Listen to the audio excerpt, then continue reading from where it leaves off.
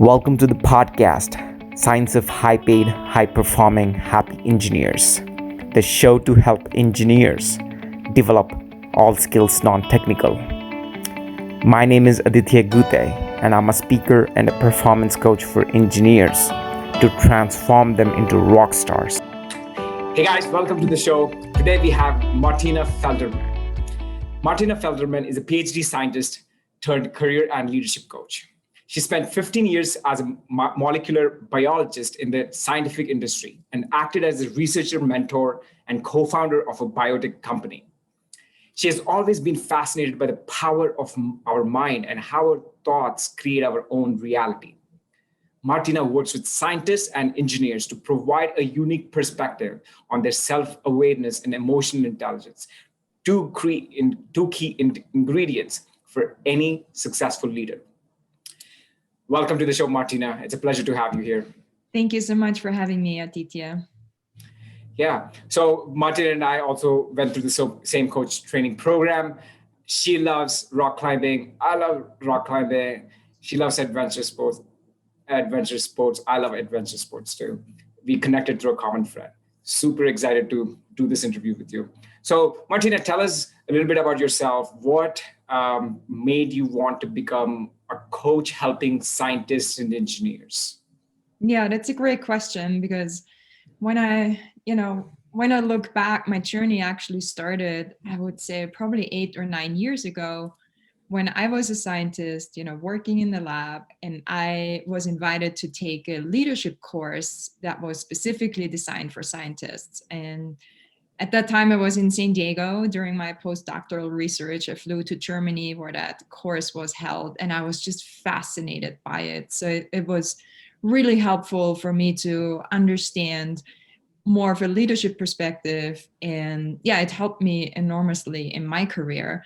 And I actually was the founder of that training institute, asked me to become a trainer. So I actually started that path many, many years ago, but then I got such a great offer in the scientific industry. I wasn't quite ready to leave that yet. So I didn't continue back then, but just thinking about the journey, that was actually when it started. And then, working in the sciences for quite a long time, I've just noticed that scientists and engineers often don't have innate leadership skills, if you will, or it's not something that we learn in our training, right? And then when you move from an individual contributor role to a more managerial or leadership role, there's often a lot of struggle.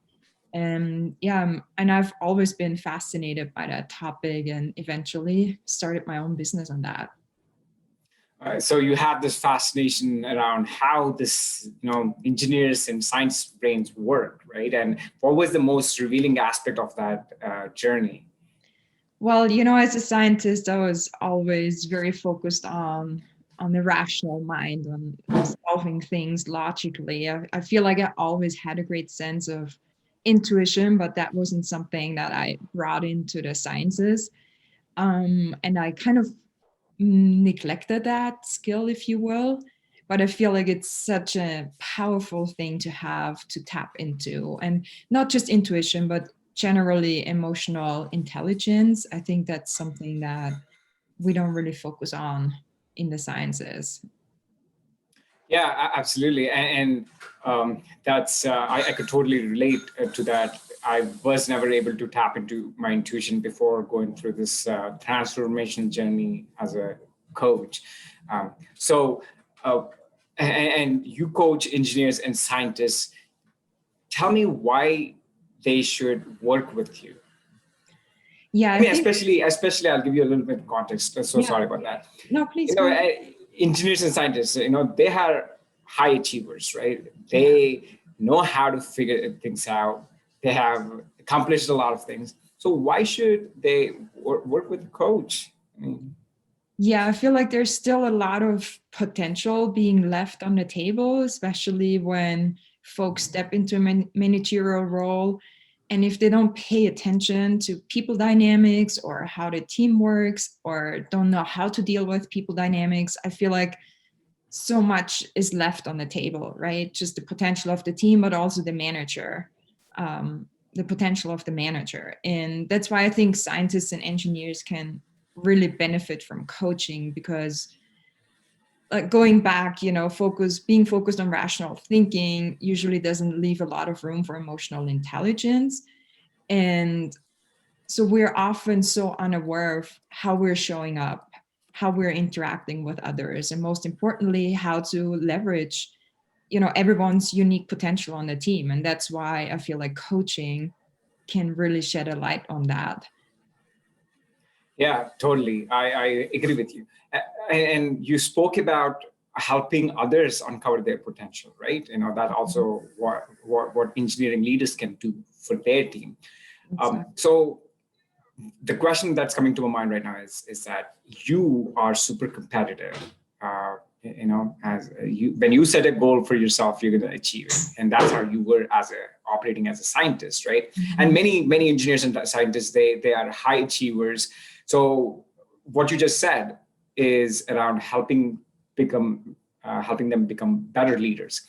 So when it comes to leadership roles, and I know one of the most common challenge many engineering leaders bring to me is they are competitive. That has always worked for them in the past because they are able to accomplish their goals. They're the sole contributor. But when they move on to the leadership roles, they now have someone lazy in their team. Whether they're lazy or not, it's a judgment. But the person is not living up to the leader's expectations. Mm-hmm. What's your suggestion? How to motivate such team members? Yeah, no, it's a good point. And especially when you talk about being competitive and then stepping into a more managerial role, I feel like what I've seen a lot with clients or also folks that are, going through that transition is that they tend to micromanage because they are so used of wanting to be in control. And it's hard to, when you switch from individual contributor to managing a team, to let go of certain aspects, but that's exactly what you need to do as a good manager. And in order, what I'm hearing you say is, how do I get buy-in from my team, especially if Exactly. they don't live up to the expectations? And I feel like everything starts with building those relationships and really becoming aware of how you show up as a leader, because you're familiar with the different leadership levels that we go through in our training. 1 to 7. Yes, exactly. And level 2 is a lot of micromanaging, over where people want to be in control, or they think their way is the right way, and there's not a lot of room for growth. And if you show up as a leader like that, you get a lot of resistance and defiance from your team. So naturally, it's hard to get buy-in, especially if someone, is not as engaged. So in order to really engage and get buy-in from your team members, I feel like you have to go to more the emotional intelligence part, where you build relationships with your team, really getting to know each other, getting to know everyone's unique talents that they bring to the table. And there's no formula on how to do that, right? That everybody has their unique skills on how they interact with folks.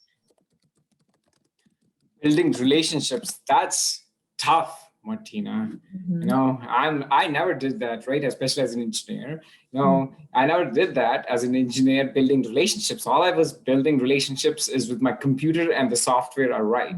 So absolutely, I would love to ask a question on that aspect. But before I jump into that, you mentioned about the leadership levels, right? 11 to 7 levels, 1 to 7. Just for our viewers, IPEC has this powerful framework on understanding your leadership potential, where you are and how you can grow on it. And Martina and I, both of us, are certified trainers in helping you use that framework. So if you want to learn more details about that, you can either contact either of us, and I'll leave the details of Martina Felderman in a few minutes in the comments, so you can reach out to her.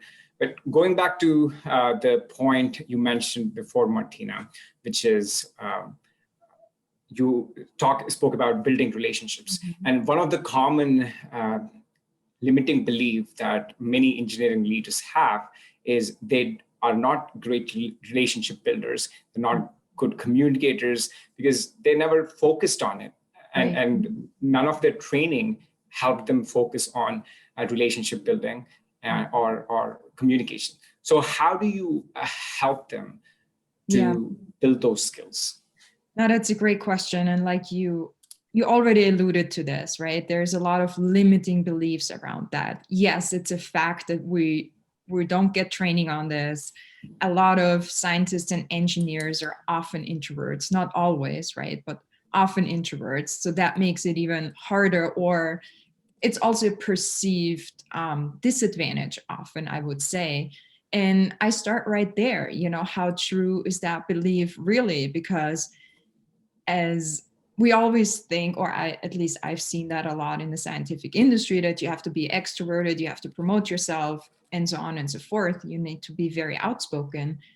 But in fact, introverts often create much deeper and longer lasting relationships than extroverts, because they take the time to get to know someone else.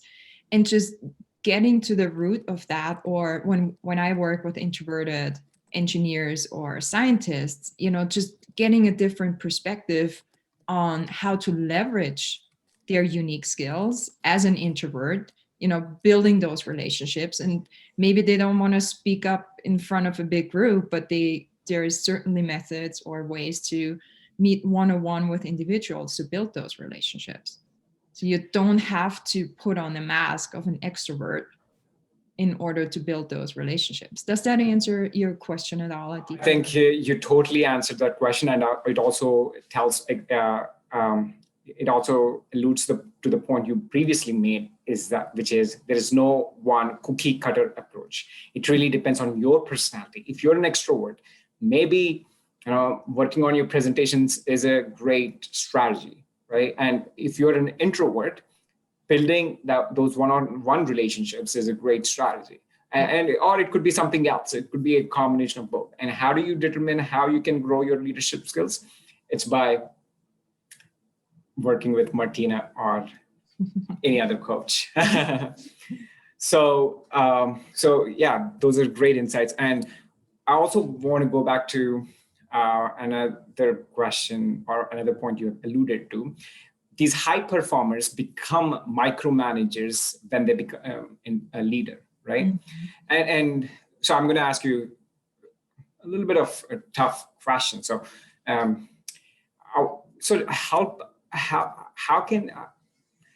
what's your suggestion? What's your advice when there is a deadline on there's an upcoming deadline? You have to meet the deadline. Mm-hmm.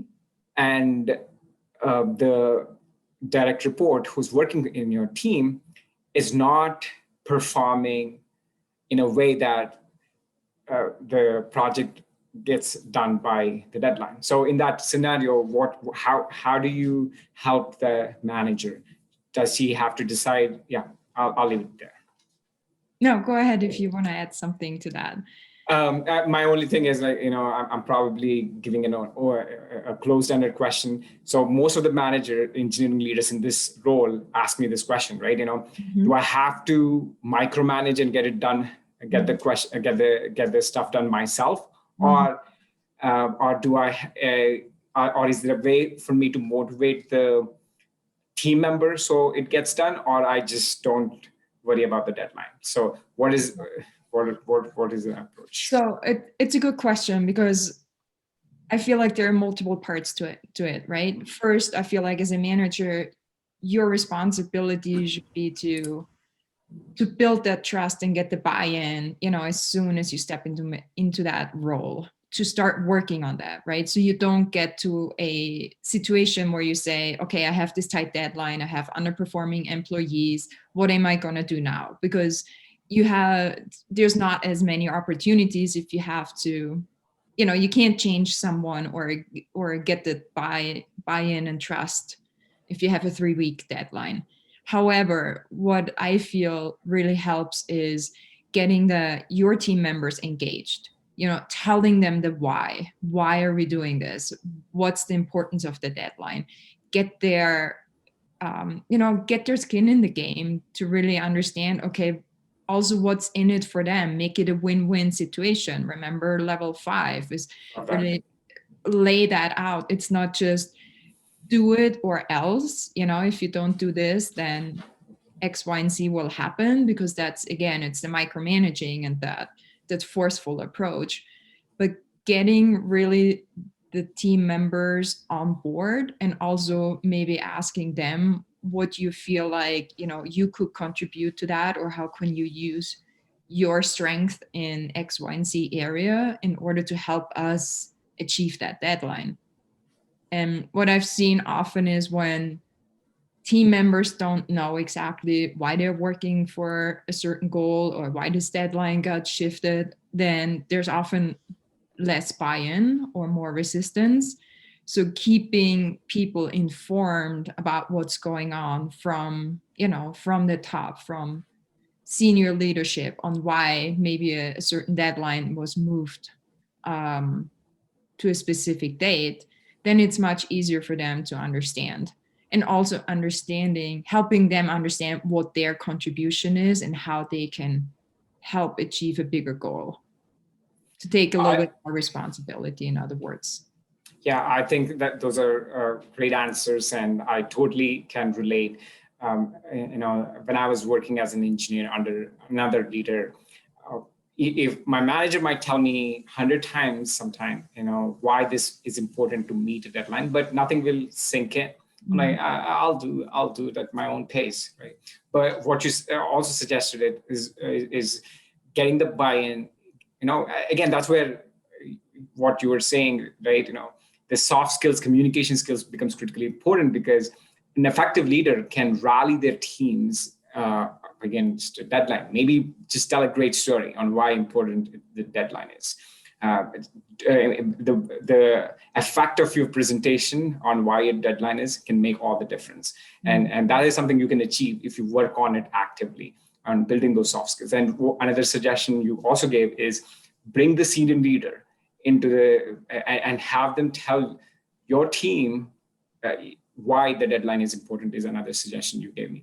Totally. Yeah, or just being transparent, what's being discussed with senior leadership doesn't necessarily have to be that the senior leader steps in and say why. It's just, is your role as a middle manager or leader to be transparent, to share what's being discussed, a level or two above, so everybody understands. I feel like when people understand, when you give them the why, and then, they have more flexibility, or you give them the trust to take care of it, to let them decide on how to take care of it once they know why we're doing something. Absolutely. I want to ask you a few more detailed questions, and I'm sorry for grilling you on this topic. No, that's fine. So when it comes to being transparent, right? I love that transparency. And would you say that a manager can be transparent by just telling about? Let me rephrase this question. There are many times engineers feel they're not being kept in those higher level meetings, right? They don't have access to these meetings, and they don't know whether the manager is saying all the right things. So in such cases, how would you address the situation? Yeah, no, it's a good question. And I've seen that a lot too, that there's not a lot of motivation or frustration when things are not communicated well. So as a middle manager, I feel like an important part of the role is to really convey and communicate, okay, this is what we've discussed in our senior leadership meeting.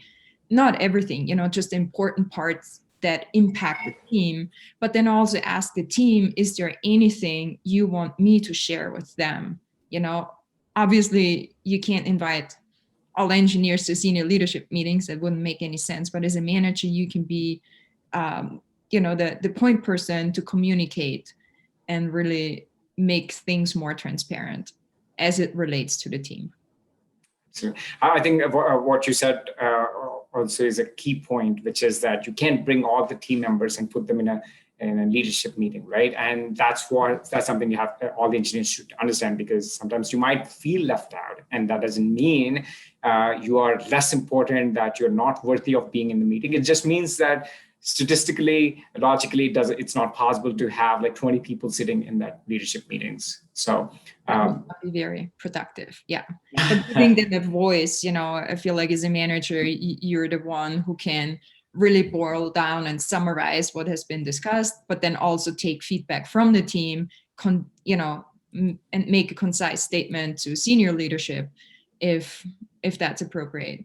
But I want to get back to something, Aditya, what you said before in terms of higher achievers and being competitive, if you don't mind. Please, I would love to.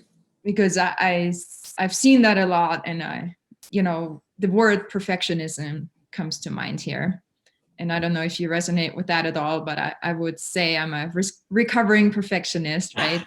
So I think I see that a lot with scientists and engineers, and really understanding where this is coming from, that perfectionism, that, being very competitive or feeling like, well, if I win, then the other person loses, or in other words, if the other person wins, then I lose. These are such ingrained beliefs or ways of thinking that are not very productive, right? And just understanding a little bit more where this high achieving is coming from, because often it comes from a lack of something. It could be a lack of trust in yourself or a lack of trust in your own abilities. Because for me, there's a huge difference between perfectionism and excellence. It doesn't mean if you're not doing something perfectly that you're sloppy. You can do something in an excellent way. But trying to do everything perfectly, it kind of feels a little heavy, or you know what I'm alluding to, or does that make sense at all? Absolutely. It really comes from a place of whether you want to be perfect because you think if you don't accomplish this, will be considered as an idiot, right? That's coming from a fear-based is what we talk about. And versus what you're saying is coming from a place of being excellent. You could you could operate like the best scientist on the planet. That has nothing to do with how your fellow scientist is operating. It's coming from your. It's just about yourself. Excellence for me comes with confidence, wanting to do everything perfectly, because like you said, there's a fear of disappointing others or being, labeled as not as intelligent or not intelligent enough. That comes from a fear-based level. And as you and I know, operating from a fear-based level is like having tunnel vision. You don't really see what's going on outside of that. And therefore, you really close yourself off to many opportunities or possible solutions that are out there. That's a great point at the key distinction, Martina. So one question on that. How do you help your clients to realize that whether they come from a fear-based or an excellence-based approach? Yeah, it's a great question, because a lot of people recognize when they're trying to do things perfectly or when they come from a perfectionism standpoint, but then really digging deeper where this is coming from and what would happen if things don't work out perfectly. And that's usually when the fears are coming up. And what would it look like if you did the best you could in that particular situation, and really be confident in your skills that you will come up with the correct answers or solutions.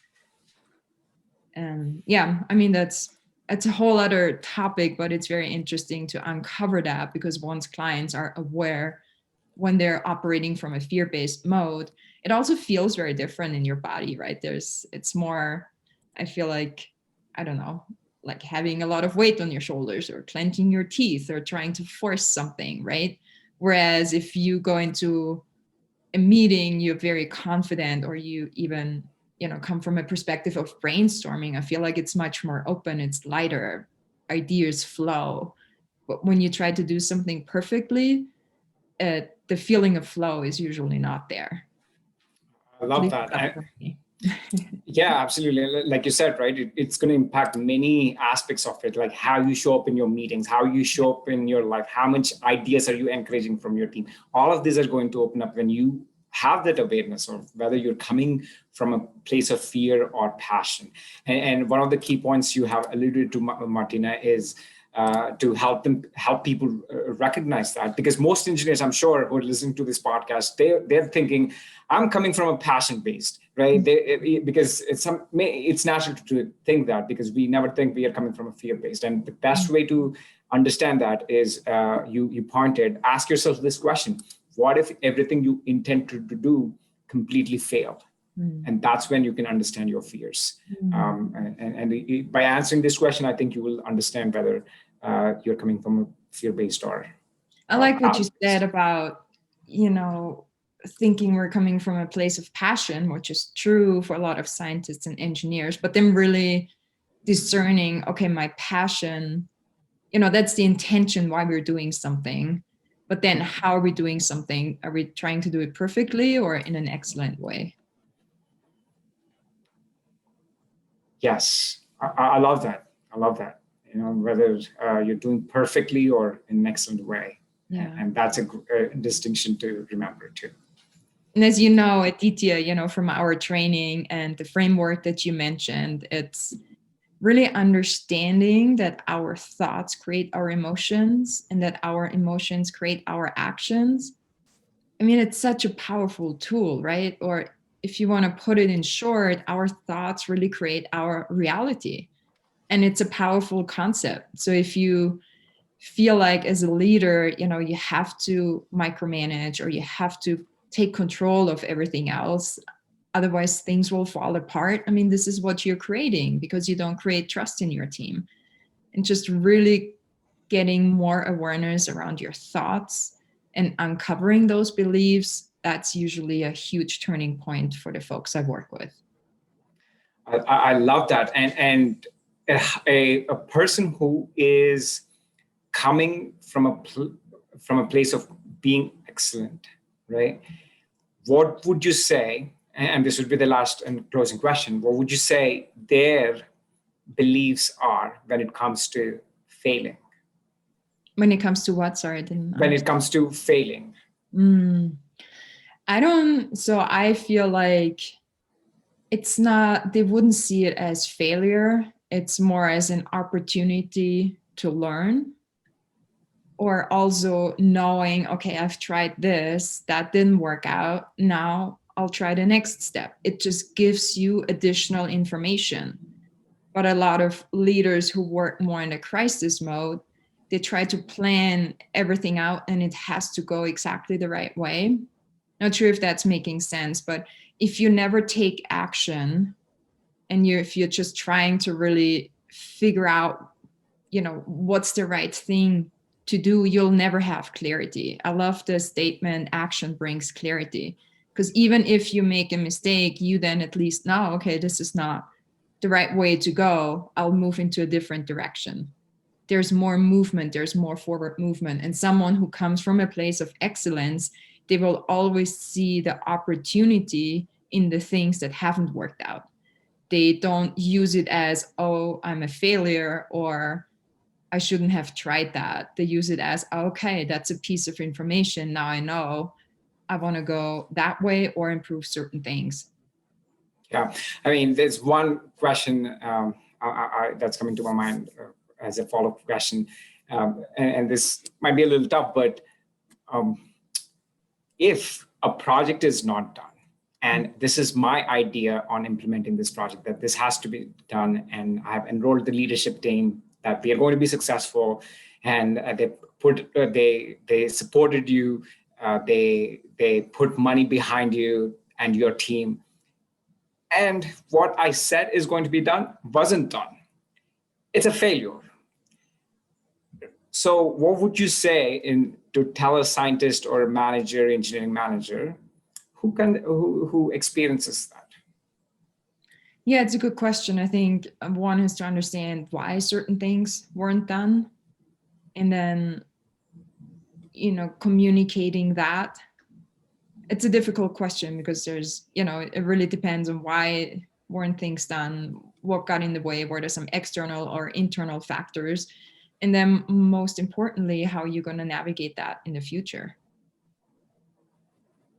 Because So I mean, would you say, no, go ahead. would you say that the top performers would still view this as an opportunity for improvement than as a failure? Yes, I would say so. The most important part is top performers, they will own their responsibility. If they screwed up or if it's a failure on their end, they will own that confidently and speaking out, saying, okay, this is what I could have done better. I will do that better the next time. But they also won't let their confidence be shattered because of that. It's just, okay, I mean, people make mistake. I made a big mistake here. This is how I will make sure it doesn't happen again in the future. So it's just about owning and not putting the blame on others if it's on you, and really also supporting your team and, having your team's back and not saying, well, team member so-and-so didn't really pull his weight, because it's your responsibility as a manager to make sure that everyone is pulling their weight. So, yeah. That's a great answer, Martina. All that to say, no matter how royally you screwed it up, it's still not a failure. It's still an opportunity for improvement. And the top performance always, no matter what you think is a failure, it is never a failure. It's always an opportunity for improvement and taking personal accountability.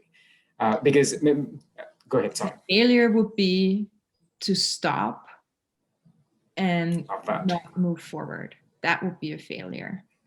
Brilliant. I think that's a great note to conclude this podcast, Martina.